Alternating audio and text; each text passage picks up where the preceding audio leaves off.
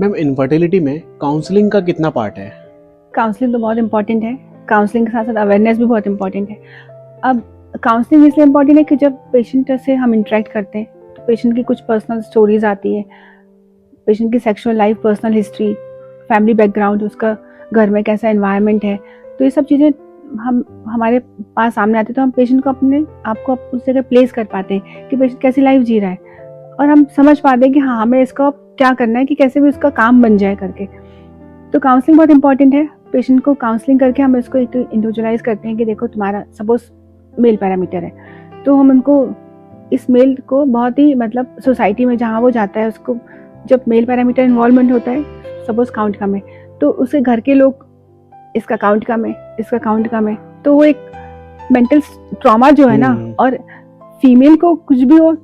थोड़ा सा रह जाता है, बट मेल का ट्रॉमा जो होता है ना, वो बहुत ज़्यादा उसको डिसहार्टनिंग और बहुत ही इमोशनल डिस्ट्रेस होता है मेल। तो यहाँ पे हम काउंसलिंग करके रिएश्योर करते हैं कि अब आज के समय में ICSI जैसे प्रोसीजर्स हैं, आप उससे अपने बन सकते हैं, और आप घर में ज़रूरी नहीं कि आपको बताना है कि आपने IVF कराया, आप बोल दीजिए अपन ट्रीटमेंट ही कराया और आपको प्रेगनेंसी आ गई। तो